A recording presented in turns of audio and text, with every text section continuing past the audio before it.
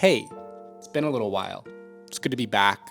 It's been a while since I've posted on YouTube, but that's gonna change. I know everybody says that. I know every single YouTuber, if they don't post for a while and then they make a post, they're like, sorry I haven't been posting, I've been really busy, but we're gonna get back into it. and then they don't. Well, I think this is gonna be different. No, I know it's gonna be different. We're gonna get back on the weekly posting every single week, probably aiming for Saturday, but TBD. Yeah, YouTube is fun. We definitely have been busy, but that's not an excuse. So we're starting today. I want to talk about sort of the unstoppable lens filter combo. This setup can really work for anything, whether it is vlogging, quick run and gun stuff, or more complex filmmaking, documentary, narrative, whatever. This setup works. We use it a lot for legit corporate stuff and commercials and everything else, but then also for YouTube stuff. I'm using it right now. So the combo is the Sigma 18-35 plus the Black Promist 1/8 filter.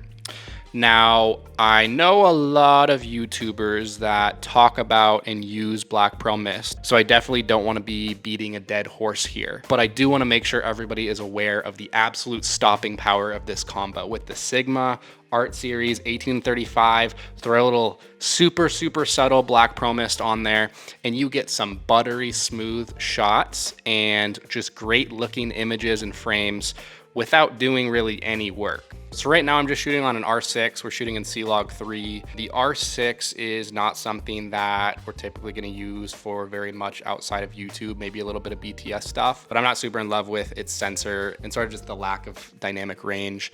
But regardless, I may be a little biased here, but I think this image still looks pretty good. And a big part of that is this lens filter combo.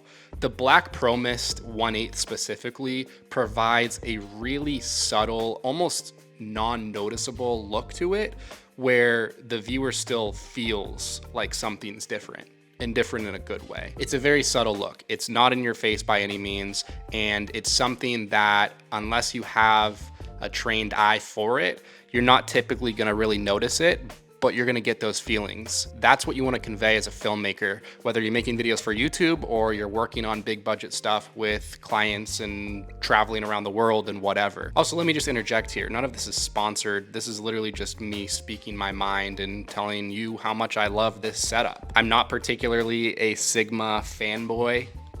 This is actually the only Sigma lens that we own. We have a ton of Canon glass, we have a ton of DZO glass, and so I don't really have any skin in the game with Sigma, but having said that, the 18-35 1.8 is one of the best all-around lenses. I think if I were to only be able to shoot with one lens for the rest of my life, it would be the 18-35 or the Canon 24-70 2.8 Mark II. So there's no question that the 18-35 is an awesome lens by itself and is perfectly capable of shooting client work, of doing YouTube stuff, really doing whatever you want it to do basically.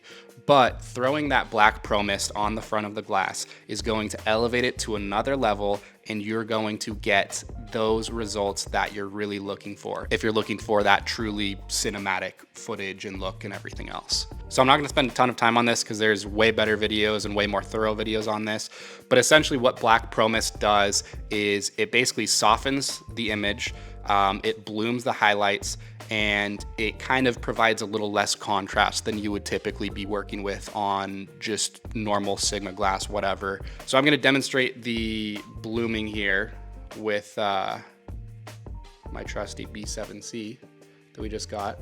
Review to come on these guys, probably, maybe, they're killer. What we can see here is, obviously that's kind of clipping a little bit, but basically what we're getting is a little bit of blooming around the edge of the light. It's basically a subtle highlight fall off, essentially, that you're not gonna get if you're not using ProMist or another type of mist filter. It sort of softens all of the highlights and creates more of a gradual spread, gradual fall off. And overall, it just looks really nice and it looks really cinematic. ProMist is used in a lot of movies and short films and everything else, and so it's sort of iconic, and I think there's sort of a subconscious reason why people connect Promist with sort of good looking images and cinematic looking images. It just provides a really good looking image very, very quickly and without any work.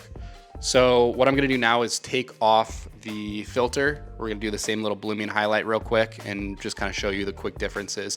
And they will be subtle, but if you're paying attention, you should be able to notice the difference here. All right, so we have the Promist off now. We have it right here. So it's just a little 77 millimeter filter.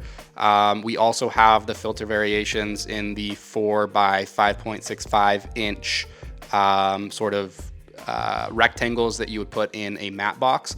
Those are typically going to be for larger productions. We're going to use them when we're using cinema lenses, when it's going to be quicker to throw those in as opposed to threading these guys on filters.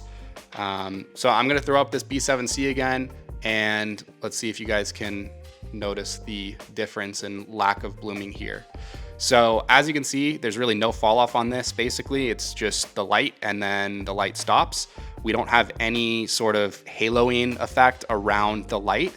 And basically what you see is what you get. The light's right there and there's nothing around it. So if you're not paying attention, it's probably not something that you're really gonna notice, but as a viewer, it's something that in the totality of an image and a look and everything else, it's kind of a contributing factor that really makes that image look more cinematic. The other thing I'll note before throwing this filter back on is for a situation like an interview, you're definitely not always gonna wanna use something like a mist filter, but at the same time, what it does is softens sort of the whole face and especially where light is coming in. So if there's a key light, it's going to sort of soften that light a little bit. It's gonna bloom it a little bit more. It's gonna soften the skin tones a little bit. If you're working with older talent, or let's say you're doing something beauty related, fashion related, a lot of times it could be really helpful to throw on a subtle pro mist that's just gonna kind of soften out that image a little bit without really going overkill, doing too much, or being too in your face about it. All right, so we have it back on now.